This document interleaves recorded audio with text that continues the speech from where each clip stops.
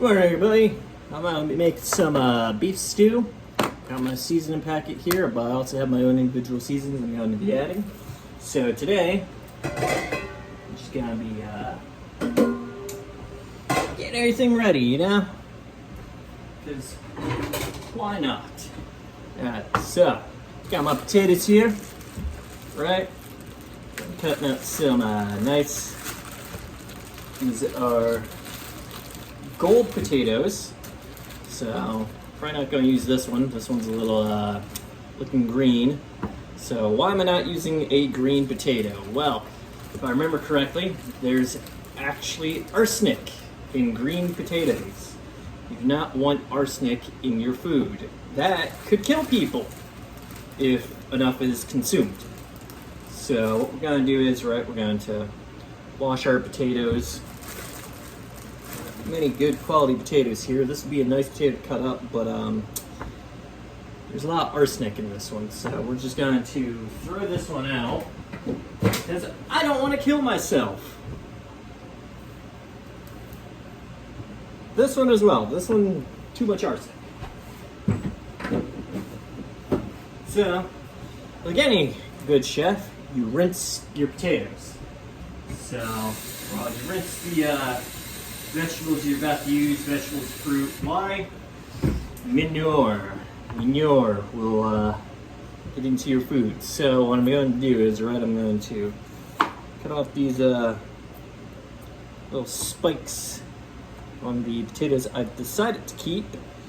Alright, and we're just going to cube up our potatoes. Now there are a couple ways you can cube a potato. I prefer to do it this way, just want them good hearty chunks of potato in my stew. Just cut them up, make them all nice and good looking, I don't want too big chunks, but I want enough chunk in there. Give me some quality. Now, since I'm only making it for myself, I'm probably not going to use all these potatoes. If I do have the ability to store it, I am going to store it because that's food for the rest of the week, Just come home, pop a nice bowl of it in the oven. Not the oven, but the microwave, Right now, heresy. I'm reheating beef stew. Sue me. And I'm not going to show my face on camera because some of y'all don't know what I look like, and some of y'all probably live near me, and I kind of like my privacy, So we're just gonna cut up our potatoes all into this bowl,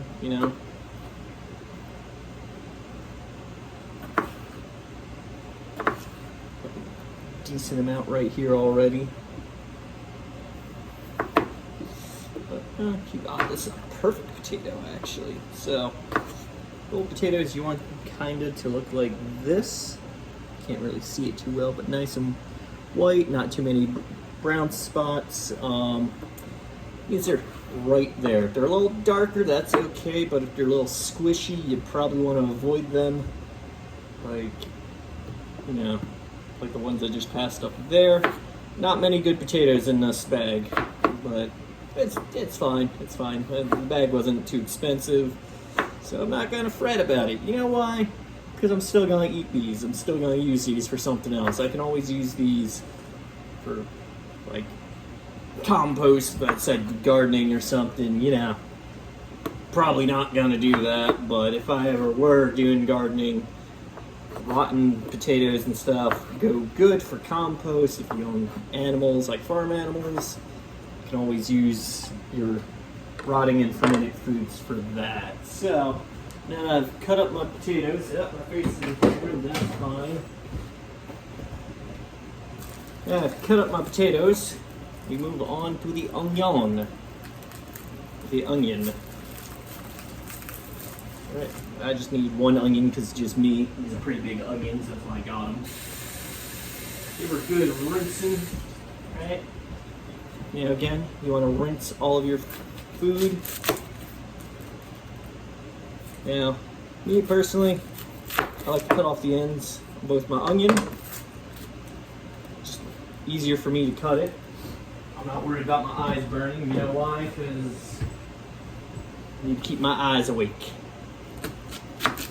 Now, when you cut, you want to do a tiger claw. I'm not doing that right now because I'm just trying to get these all sorts of cut up and make sure I have a grip on them because they're wet. However, I'm also slightly more professional than probably some of y'all, so yeah. Alright, so I got my onion, right? Now, how I like to do it is I like to see that tiger claw. The tiger claw, you want to grip on there and keep your blade low when you cut, because you do not want to cut yourself like I almost did right there. Now when you get to an end bit like this, I like to do a nice little vice grip on it. There we go. I have rarely done it to myself. I'm not gonna start today, you know. Gonna mince up my onions real nice and good.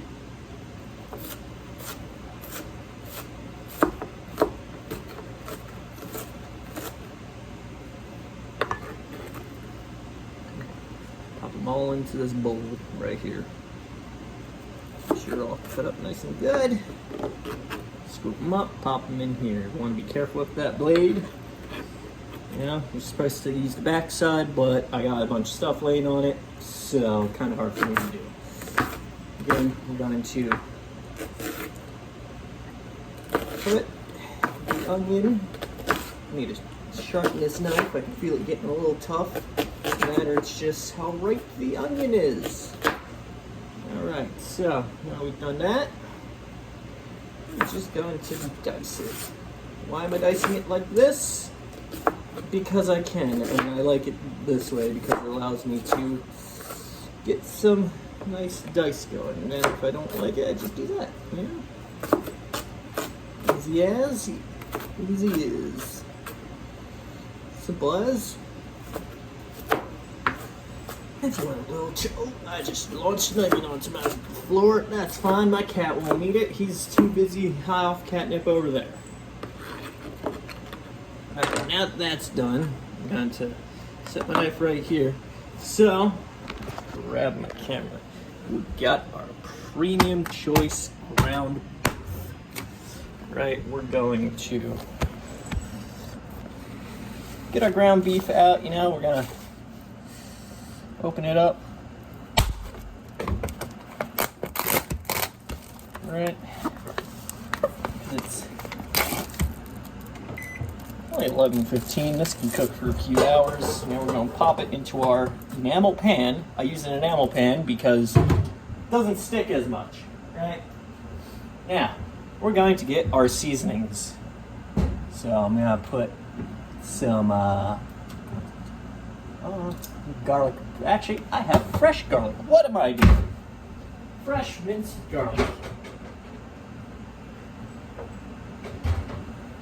I say fresh, but it's this. Right? And then we're just going to put this off the stew real quick. We're going to turn our heat source on, right? And we're going to open our garlic.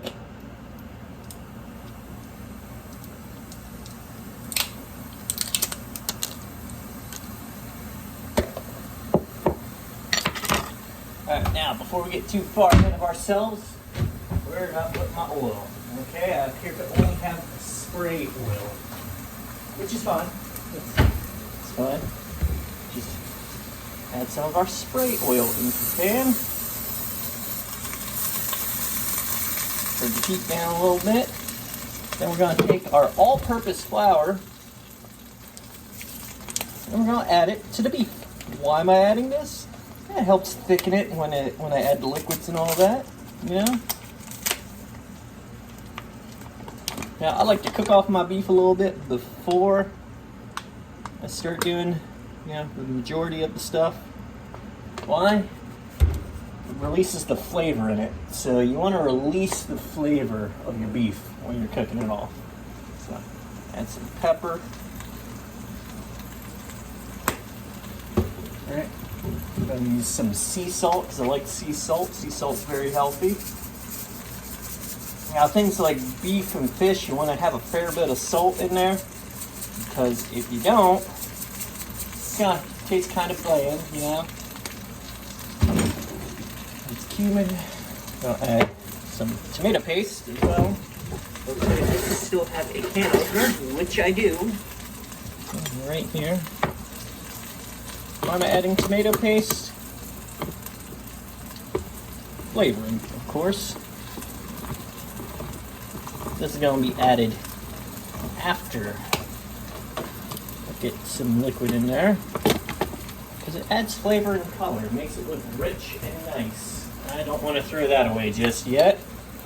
Alright, so now that you got your beef cooking, you're going to mix it. Now I don't have a spoon, so I'm going to have to make do with what I got available to me, which is tongs, evidently.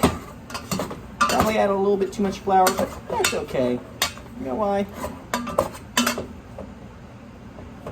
It'll all mix up nice. Just mix it all together, yeah.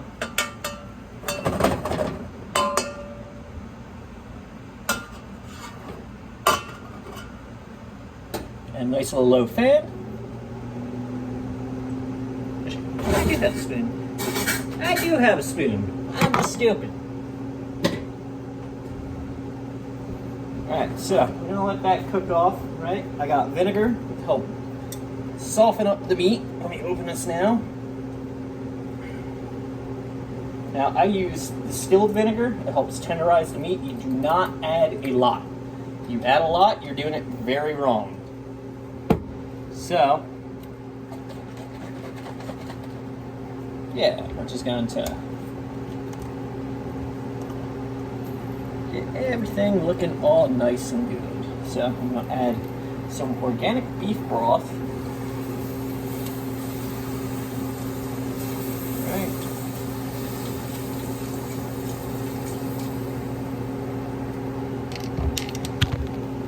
Add our vinegar. I said don't add a lot, I probably just did. And then we're going to take some of our fresh garlic, right? Pop a nice spoonful or two in there. Right? And we're going to take our potatoes and all that, add it to the stew.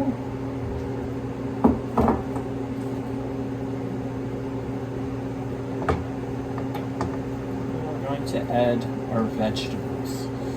Now, I'm being rather generous with flavorings here because I can be. Right, now we're going to take our beef stew mix, right?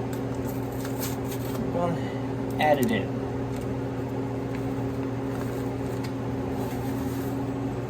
Beef stew seasoning.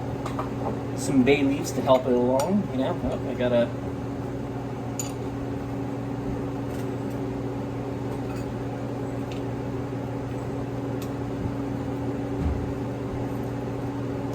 Gonna add maybe like 2. We'll add 3. Why not? I like how it comes with a little shaker on it with their whole leaves.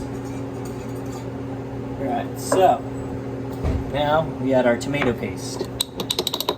Since I'm not going to be using it ever again, I'm just going to add the whole thing.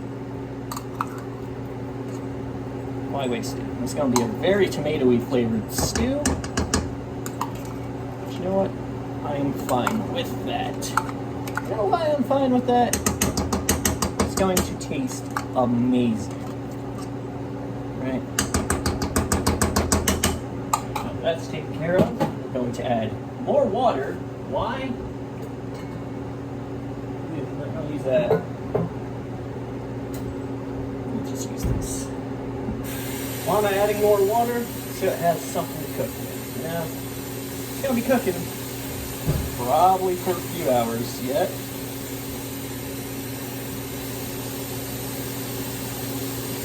There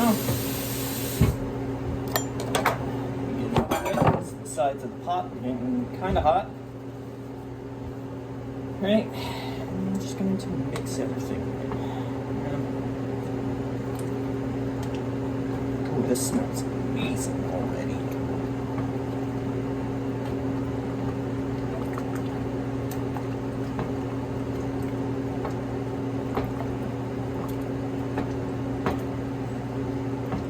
Ooh, I almost forgot to add the carrots. So I have canned carrots, so I'm going to add to it because, yeah. So get those out. Okay, I lied. I do not have canned carrots. I have fresh carrots. I mean, carrots are not crucial to it, but yeah, I don't have carrots. It's fine. It's whatever. So, I'll show you all what it looks like right now. That's my face. There it is. Nice, good old-fashioned homemade beef stew. We're gonna let this cook for a few hours. Maybe reduce the heat to where it's just simmering. I'm gonna bring it to a boil and then simmer it. I need to cover it, so I need to get the cover. But yeah, this is beef stew. I'm gonna serve it over rice maybe. I don't know yet. But hope you all enjoy.